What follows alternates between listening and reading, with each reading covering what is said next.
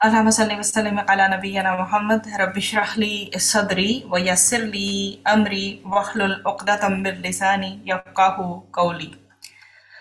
ربنا زدنا علما نافعا رب يسر ولا تعسر وتمم بالخير اللهم وفقنا لما تحب وترضى آمين يا رب العالمين. أعوذ بالله من الشیطان الرجیم.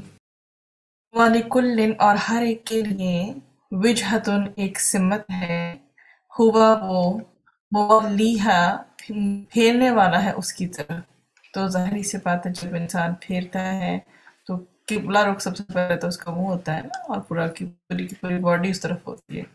فَاسْتَبِقُوا پس سبقت کرو الخیرات نیکیوں میں، اینما جہاں کہیں بھی تکونوا تم ہوگے یاتی لے آئے گا بکم تمہیں اللہ اللہ جمیعاً سب کے سب کو، انا بے شک اللہ اللہ علی اوپر کلی ہر شیء چیز کے قدیر خوب قدرت رکھنے والا ہے. اس میں آپ کے پاس نیا لفظ آیا ہے وجہتن، واو جیم ہا، سمت کی بات کی گئی ہے. اور اس میں ہمیں جو اس کی تشریح ملتی ہے سمت یا طرف کے حوالے سے، تو حضرت ابن عباس رضی اللہ عنہ نے فرمایا کہ اس سے مراد قبلہ. ٹھیک ہے جی، ان کی ایکسپلینیشن کے مطابق، ان کے مطابق اس سے مراد قبلہ ہے.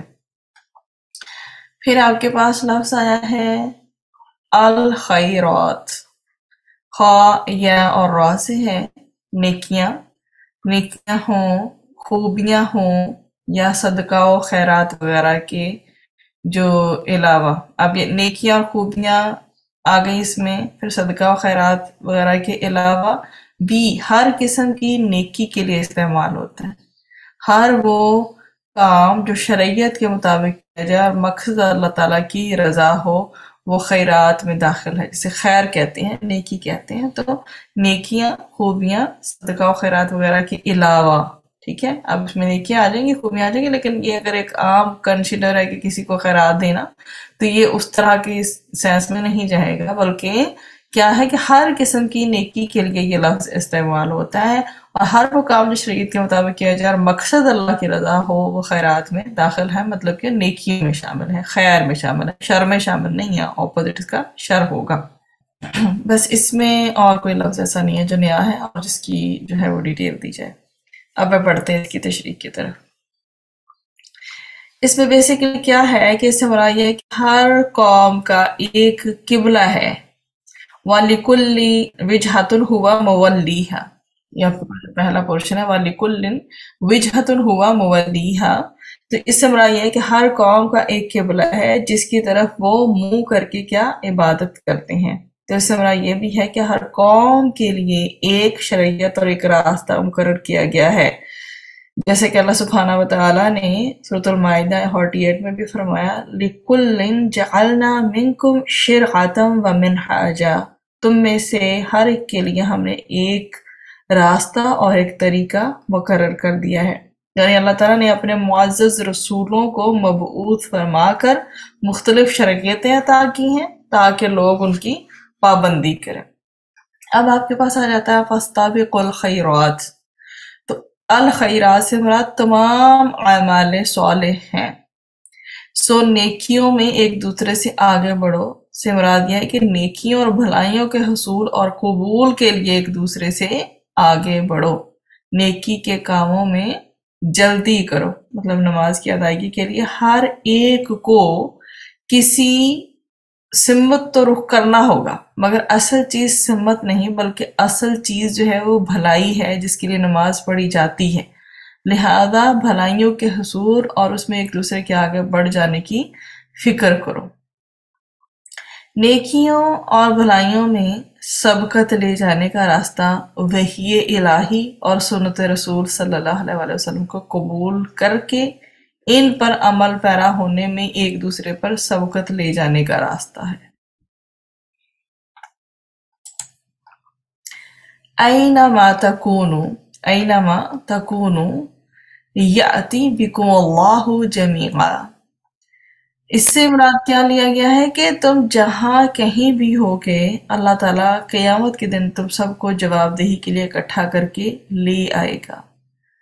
اب یہ جب انسان کے اوپر یہ یقین ہو کامل اس بات کا کہ جہاں بھی ہم کہیں ہوں گے اللہ سبحانہ و تعالیٰ نے قیامت کے دن ہمیں اکٹھا کر لینا ہے، تو اس یقین سے انسان کے ضمیر کے اندر ہلچل پیدا ہوتی ہے، انسان اپنی پوشیدہ معاملے کے بارے میں بھی حساس ہو جاتا ہے کہ میں جو سب سے چھپ کے بھی کر رہا ہوں اس کے لیے وہ سینسٹیو ہو جاتا ہے کہ میرا ہر عمل کھل جانے والا ہے، انسان برائی کرتے ہوئے خوف محسوس کرنے لگتا ہے، اس کو یہ یقین ہوتا ہے ان اللہ علی کل شیء قدیر کہ بے شک اللہ سبحانہ و تعالی ہر چیز پر قدرت رکھنے والا ہے، اور مراد یہ بھی کہ اللہ تعالیٰ اس بات پر پوری طرح قدرت رکھتا ہے کہ تمہارے جسموں کو زمین سے نکال کر جمع کر دے گا اگرچہ وہ گل سڑ کر بکھر گئے ہوں، تو انسان گل سڑ کر فنا ہو جائیں گے تب بھی اللہ تعالیٰ اپنی قدرت سے انہیں سمیٹ لے گا اور میدان حشر میں لا کھڑا کرے گا اور اعمال کا حساب کتاب لے گا۔ اس میں ہمیں سورۃ النجم میں آیت 31 میں اس کا ریفرنس بھی ملتا ہے۔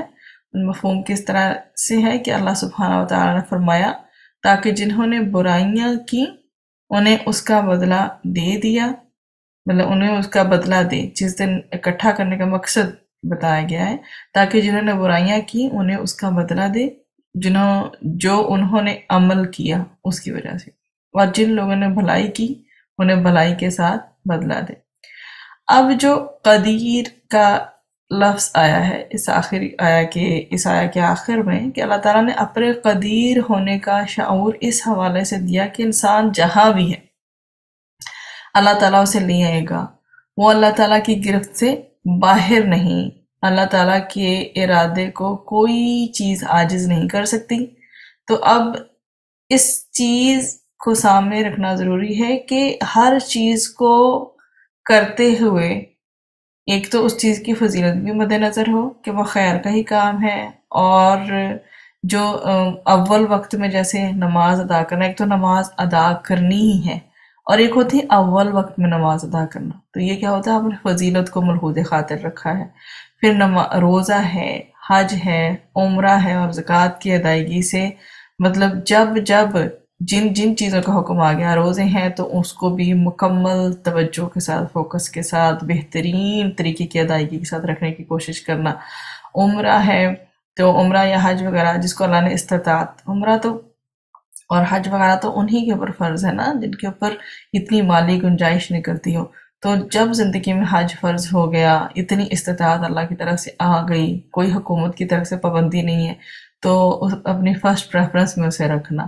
اسی طرح زکوٰۃ جب ہر سال لوگ نکالتے ہیں تو اس کو ٹائملی، یعنی کہ وہ لیٹ ہو تو اس کو ٹائملی نکالنے کی کوشش کرنا۔